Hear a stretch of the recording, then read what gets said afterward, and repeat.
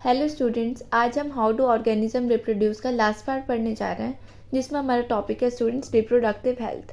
तो स्टूडेंट्स, सबसे पहले हम पढ़ लेते हैं वुमेन की सेक्सुअल साइकिल जो होती है वो किस एज तक होती है, 45 to 50 ईयर्स। उसके बाद स्टूडेंट्स, जो ओवरी होती है वो एग सेल रिलीज नहीं करती और इस स्टेज को हम कहते हैं मेनोपॉज। सो स्टूडेंट, जैसे कि इसके नेम में ही पॉज आ रहा है, तो students it marks the end of menstruation in the women, या इस एज में आके वुमेन में मेंस्ट्रुएशन एंड हो जाता है। सो स्टूडेंट्स, रिप्रोडक्टिव हेल्थ का मतलब होता है टोटली वेल बीइंग, मतलब हर तरीके से आप सही होने चाहिए, या फिजिकली, इमोशनली, सोशल और बिहेवियरल, मतलब इन चारों एक्सपेक्ट्स में स्टूडेंट्स ह्यूमन फिट होना चाहिए। सो स्टूडेंट, हमारा नेक्स्ट है कॉन्ट्रासेप्शन।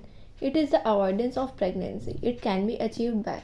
तो स्टूडेंट, जो कॉन्ट्रासेप्शन होता है वो प्रेगनेंसी को अवॉइड करने के लिए होता है, मीन्स किसी को बेबी नहीं चाहिए तो उसे अवॉइड करने के लिए। It can be achieve by, तो ये किस तरीके से हमें अचीव मिल सकता है, तो इसके स्टूडेंट्स कुछ मेथड्स होता है। स्टूडेंट्स, मेथड ऑफ कॉन्ट्रासेप्शन में 3 आता है, एक फिजिकल बैरियर, एक surgical method and third one is chemical method. तो स्टूडेंट, जो फिजिकल मेथड है हमारा, तो उसमें क्या होता है, बेसिकली हम फिजिकली प्रिवेंट करते हैं। सो स्टूडेंट्स, फिजिकली क्या प्रिवेंट करते हैं, स्पर्म एंड एग सेल को मिलने से। तो हम इसे किस तरीके से प्रिवेंट कर सकते हैं, by using condom, diaphragm and cervical caps, इनके यूज से प्रिवेंट कर सकते हैं।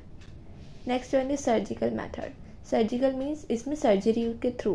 तो स्टूडेंट, हम इसे स्टेरिलाइजेशन भी बोल सकते हैं, मीन्स इसके बाद वो कैपेबल नहीं होंगे एग सेल या स्पर्म रिलीज करने से। तो स्टूडेंट्स, अगर ये सर्जरी मेल में कराई जाए तो उसे वैसेक्टॉमी बोलते हैं। तो जैसे कि हमने डायग्राम में पढ़ा था, मेल में वास डिफरेंस होती है, अगर हम उसे कट करके ब्लॉक कर देते हैं तो प्रिवेंट हो जाएगा स्पर्म ट्रांसफ़र होना। तो स्टूडेंट, अगर वास डिफरेंस को ब्लॉक कर दे मेल में तो प्रिवेंट हो जाएगा sperm transfer, means sperm transfer नहीं होगा। तो स्टूडेंट, जब स्पर्म ही नहीं ट्रांसफ़र होगा तो चाइल्ड भी डेवलप नहीं होगा। इसी तरीके से अगर फीमेल में सर्जरी की जाए उसे ट्यूबेक्टॉमी बोलते हैं, जिसमें जो फेलोपियन ट्यूब होती है फीमेल की उसे ब्लॉक कर देते हैं, prevent egg to reach the uterus, जिससे जो एग होता है वो यूट्रस तक जा नहीं पाता।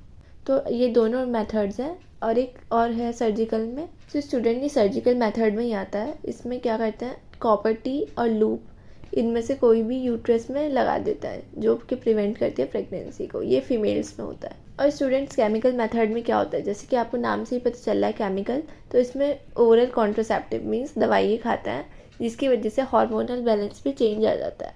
तो स्टूडेंट्स, ये जो ओरल कॉन्ट्रासेप्टिव मेथड है इसके बहुत ज़्यादा साइड इफ़ेक्ट होते हैं, इसलिए ये हार्मफुल भी होती हैं। अब हम स्टूडेंट डिसीज़ पढ़ लेते हैं। सेक्सुअली ट्रांसमिटेड डिसीज़ 2 टाइप की होती है हमारी, एक वायरल डिसीज़ जो वायरस से होती है, and second one is bacterial disease जो बैक्टीरिया कॉज करता है। तो वायरल में आती है स्टूडेंट्स हमारी HIV, AIDS and warts different है। Syphilis and gonorrhoea bacterial disease है।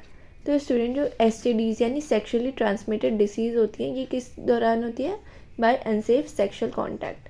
अगर अनसेफ सेक्सुअल कांटेक्ट हो जाए तो ये डिसीजेस फैल जाती हैं। या फिर अगर स्टूडेंट्स आप किसी के यूज्ड ब्लेड्स, रेजर वगैरह यूज़ कर रहे हैं, या फिर नीडल में आपका इंजेक्शन आ गया, इंजेक्शन लगता है वो साथ के साथ हम उसे थ्रो कर देते हैं, तो इनसे भी डिसीज़ फैलती है। स्टूडेंट्स, एक जो हेल्दी सोसाइटी होती है उसे क्या बैलेंस करके रखना चाहिए, सेक्स रेशियो, मीन्स बॉयज़ और गर्ल्स का रेशियो। ये नहीं कि बॉयज़ रेशियो बहुत ज़्यादा है और गर्ल्स बहुत कम है। तो ये इसी तरीके से अचीव हो सकता है कि हम लोगों को एजुकेट करें, उन्हें सब अच्छे से एक्सप्लेन करें, और to avoid male practices like female foeticide. Female foeticide किसे बोलते हैं स्टूडेंट, जो जैसे पहले के लोग होते थे, जब उन्हें पता चलता था गर्ल चाइल्ड होने वाली है तो वो उसे पहले ही मरवा देते थे। या फिर prenatal sex determination. Prenatal sex determination means बच्चे के पैदा होने से पहले ही उसका सेक्स, यानी वो मेल है या फीमेल, उसे पता लगाना। तो ये सब क्राइम है, कोई ऐसा नहीं कर सकता, क्योंकि इस पर बहुत स्ट्रिक्ट पनिशमेंट है। तो आई होप स्टूडेंट आपको ये चैप्टर क्लियर हो गया होगा। इसी के साथ आपका चैप्टर एंड होता है। Thank you.